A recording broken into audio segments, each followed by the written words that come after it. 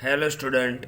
इस वीडियो के अंदर हम मेथड देखेंगे कि linear equation in two variable.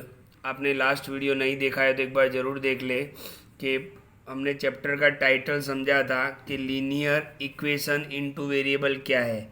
अब ये जो linear equation in two variable जो पेयर में होता है, ओके, उसको सॉल्व करने का मेथड क्या है। तो उसको सॉल्व करने के लिए दो मेथड है, एक ग्राफिकल मेथड और दूसरा अलजेब्रिक मेथड। अलजेब्रिक मेथड के अंदर तीन मेथड है, substitution, elimination and cross multiplication. ये हम बाद में दिखेंगे, लेकिन सबसे पहले हम किसकी बात करते हैं, ग्राफिकल मेथड की। तो ध्यान से देखो ग्राफिकल मेथड में क्या होता है। अच्छा, आपको सॉल्व किसको करना है, पेयर को। पेयर यानी दो इक्वेशन आपके पास होंगे, दो लीनियर इक्वेशन होंगे। तो ध्यान से देखो दो लीनियर इक्वेशन कौन से फॉर्म में होंगे। ओके, तो दो लीनियर जो इक्वेशन होंगे वो ये फॉर्म में होंगे, a1x plus b1y plus c1 is equal to 0। एक इक्वेशन जो होगा उसको हम ये फॉर्म में लेंगे। दूसरा जो होगा वो a2x b2y plus c2 is equal to 0। यानी आपके पास ये दो लीनियर पेयर ऑफ इक्वेशन है। अब हम यहाँ पर उसकी ग्राफिकल मेथड के अंदर तीन कंडीशन है। ध्यान से देखना, ये बहुत इंपॉर्टेंट पॉइंट है, तो ध्यान से देखो। अब हम यहाँ पर एक इक्वेशन लेते हैं, एक पेयर लेते हैं, 2x plus 3y plus 4 is equal to 0, 3x plus 4y plus 9 is equal to 0। तो ध्यान से देखो ये जो इक्वेशन है उसको हम इसके साथ कंपेयर करते हैं। तो a1 कितना होगा आपका 2, a1 की वैल्यू कितनी हो जाएगी 2। 3 वैल्यू किसकी होगी, b1 की वैल्यू कितनी हो जाएगी 3। इसको इसके साथ कंपेयर करना है। पहला जो इक्वेशन है वो आपका a1x b1y और c1। तो a1 2, b1 3, तो b1 इज इक्वल टू 3 और c1 कितना हो जाएगा 4, c1 इज इक्वल टू 4। फिर ये दूसरा जो इक्वेशन है वो इसके साथ कंपेयर करेंगे। तो a2 इज इक्वल टू 3,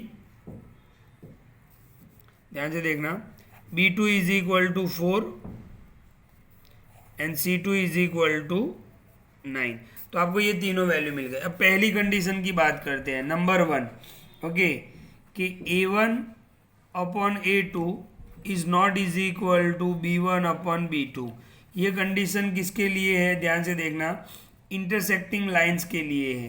देखते हैं क्या हमारा ये जो आपको लीनियर पेयर दिया हुआ इसमें ये कंडीशन हो रहा है। पहला ये कंडीशन आप ध्यान से देख लो, अगर a1 upon a2 is not is equal to b1 upon b2 है, तो ये जो लाइंस होंगी और ये जो इक्वेशन होंगे उनसे जो लाइंस बनेगी वो कैसी होगी,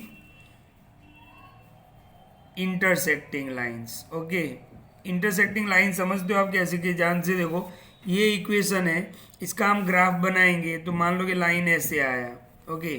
फिर ये जो इक्वेशन है इसका हम लाइन ग्राफ बनाएंगे तो मान लो कि ये ऐसा है।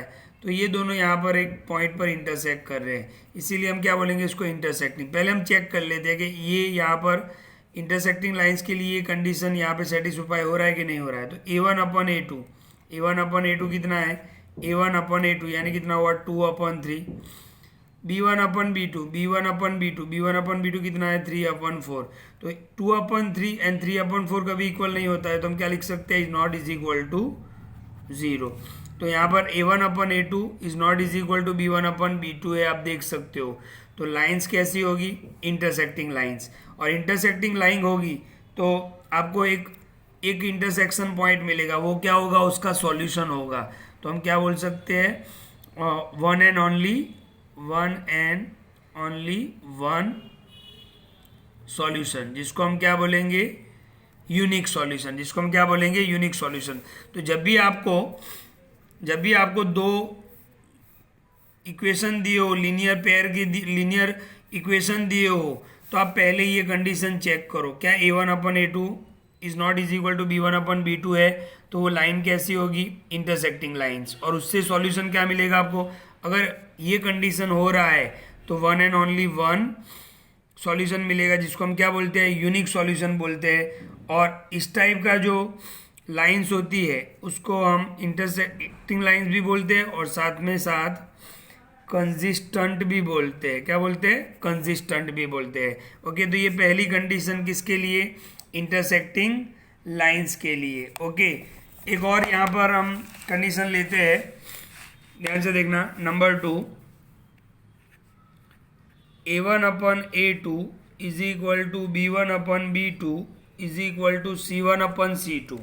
अगर आपके पास ऐसा कोई आंसर आता है, मान लो कि आपको एक इक्वेशन दिया हुआ है 2x plus 3y plus 4 is equal to 0, ये एक लीनियर पेयर है।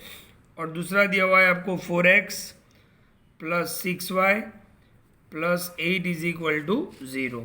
ध्यान से देखना, पहला इक्वेशन हमारा कंपेयर किसके साथ होगा? इसके साथ, a1x plus b1y plus c1। Okay, और ये जो दूसरा इक्वेशन है वो हमारा कंपेयर किसके साथ होगा?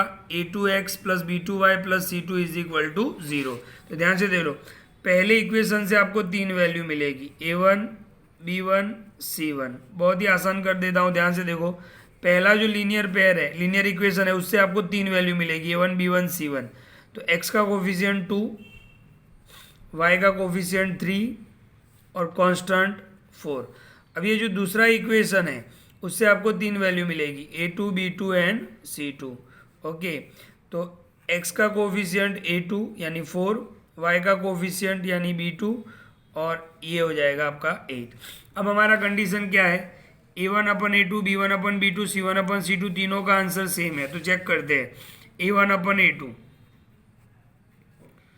b1 upon b2 c1 upon c2, check करते हैं। 2 4, a1 upon a2 2 upon 4, b1 upon b2 3 upon 6 and c1 upon c2 4 अपन 8। तो 2 अपन 4 यानी कितना होगा? 1/2 इज इक्वल टू 3 अपन 6 कितना होगा? 1/2, 4 अपन 8 कितना होगा? 1/2। तो यहाँ पे आप देख लो तीनों के आंसर सेम आ रहे हैं, यानी यहाँ पर ये कंडीशन हो रहा है इस क्वेश्चन के लिए, यानी इस पेयर के लिए ये कंडीशन हो रहा है। तो जब भी आपको ये पोजीशन मिल रहा है तो वो लाइन क्या होगी? Coincident lines. ओके, कैसी होगी? Coincident line. कोइंसिडेंट लाइन क्या किसको बोलते हैं? मान लो कि ये जो एक लीनियर इक्वेशन है उसका ग्राफ बनाया आपने तो इस तरीके से लाइन आया, और ये जो इक्वेशन है उसका ग्राफ बनाया तो बिल्कुल उसी के ऊपर आया, तो एक के ऊपर एक लाइन आया, इसीलिए इसको हम क्या बोलते हैं? कोइंसिडेंट लाइंस बोलते हैं। और जो कोइंसिडेंस लाइंस होती है वहां पर इनफाइनाइटली मैनी सॉल्यूशन, बहुत सारे सॉल्यूशन मिलेंगे। ये क्योंकि ये एक दूसरे को, दो लाइन एक दूसरे के ऊपर है, मान लो कि ये लाइन है और ये लाइन है, तो दोनों एक दूसरे पर बहुत सारे पॉइंट्स पे इंटरसेक्ट करेगी। तो यहाँ पर सॉल्यूशन क्या होगा? इनफाइनाइटली मैनी सॉल्यूशन होगा। और ये लाइन क्या होगी? कंसिस्टेंट होगी। क्या होगी? कंसिस्टेंट, क्योंकि एक दूसरे के ऊपर वो इंटरसेक्ट कर रही है, यानी वो क्या होगा? कंसिस्टेंट होगा। यहाँ पर भी क्या था?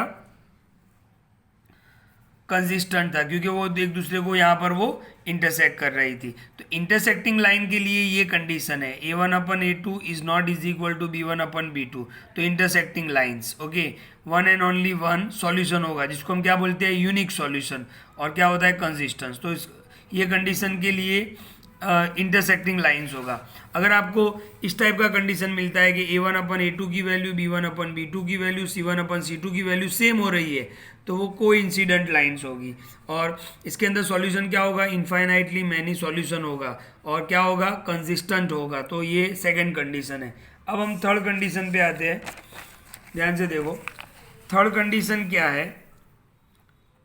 a1 upon a2 is equal to b1 upon b2 is not is equal to c1 upon c2। यानी a1 अपन a2 और b1 अपन b2 तो सेम है, बट c1 अपन c2 का आंसर सेम नहीं है। देखते हैं ये कंडीशन हमारे, तो इसके लिए मैं एक पेयर बना रहा हूँ। तो 3x 2y minus 4 is equal to 0। चलो +4 ले लेते हैं, ये एक हो गया। ओके, ये फर्स्ट लीनियर पेयर। अच्छा, फर्स्ट लीनियर पेयर से आपको 3 वैल्यू मिलेगी, a1 b1 c1। थोड़ा और नॉर्मल कर देता हूँ, x का कोफिशिएंट 3 यानी a1, y का कोफिशिएंट यानी 2 और ये कांस्टेंट कितना हो जाएगा 4। सेकेंड एक और पेयर बता रहा हूँ मैं आपको, 6x plus 4y plus 9। Okay, आपको पूरे चैप्टर के अंदर 2 ही पेयर दी होगी, फिर आपको ये 3 वैल्यू निकाल के चेक करना है, A1 B1 C1 A2 B2 C2। Second equation से आपको 3 वैल्यू और मिलेगी, A2 B2 and C2। A2 is equal to 6, B2 is equal to 4 and C2 is equal to 9। तो मान लो कि इस तरीके से आपको एक पेयर दिया हुआ है लीनियर इक्वेशन का। अब हम चेक करते हैं, A1 upon A2 is equal to B1 upon B2 is not is equal to C1 upon C2, ये हमें चेक करना है। तो A1 कितना है 3, A2 कितना है 6, यानी 3 अपन 6, तो यहाँ पे लिख रहा हूँ 3 upon 6। 2 upon 4 is not is equal to, check करते हैं, 4 अपन 9। तो ध्यान से देखो, 3 अपन 6 का आंसर और 2 अपन 4 का आंसर सेम होगा, क्योंकि 3 2 जा 6 यानी 1 अपन 2, 2 2 जा 4 यानी 1 अपन 2, यानी ये दोनों का आंसर 1 अपन 2 1 अपन 2 हो रहा है। लेकिन ये 1 अपन 2 नहीं हो रहा है, ये तो 4 अपन 9 हो रहा है। इसका मतलब A1 अपन A2 और B1 अपन B2 तो इक्वल है, लेकिन C1 अपन C2 इक्वल नहीं है। ओके, तो इस तरीके से की अगर कंडीशन आती है तो वो लाइंस क्या होंगी, पैरेलल लाइंस होंगी। क्या होगी, पैरेलल लाइंस। कैसे, मान लो कि आप इसका ग्राफ ड्रॉ करो तो ये इस तरीके से ग्राफ पर आया, और इसका आपने ड्रॉ किया तो दूसरा लाइन ऐसे आया, ये फर्स्ट का और ये सेकंड का। तो लाइंस क्या होंगी, पैरेलल्स। पैरेलल्स होगी यानी क्या होगा, नो सॉल्यूशन। क्या लिखेंगे, नो सॉल्यूशन, क्योंकि एक दूसरे को इंटरसेक्ट नहीं कर रहे। तो सॉल्यूशन क्या होगा, नो सॉल्यूशन, मतलब क्या होगा, फाई। ओके, सॉल्यूशन नहीं मिलेगा आपको। अच्छा, ये लाइन क्या होगी, इनकंसिस्टेंट होंगी। कैसी होगी, इनकंसिस्टेंट। ओके, तो यहाँ पर आप देखो कौन सी कंडीशन पे आपको पैरेलल मिल रहा है। तो A1 upon A2 is equal to B1 upon B2 is not is equal to C1 upon C2। अगर ये कंडीशन हो रहा है तो क्या होगा, पैरेलल लाइंस होगी। पैरेलल लाइंस पे क्या होगा, नो सॉल्यूशन, और लाइंस कैसी होगी, इनकंसिस्टेंट होगी। तो ग्राफिकल मेथड के लिए हमने ये तीनों कंडीशन देखी। तो यहाँ पर एक बार मैं तीनों कंडीशन वापस आपको बता देता हूँ। Number 1, A1 upon A2 is not is equal to B1 upon B2। तो क्या होगा, लाइंस कैसी होगी, इंटरसेक्टिंग लाइंस। ओके, और सॉल्यूशन क्या होगा, यूनिक सॉल्यूशन। यूनिक सॉल्यूशन का मतलब एक ही सॉल्यूशन मिलेगा आपको। ओके, और लाइंस कैसी होगी, कंसिस्टेंट होगी। ओके, सेकंड कंडीशन कौन सा है, A1 upon A2 is equal to B1 upon B2 is equal to C1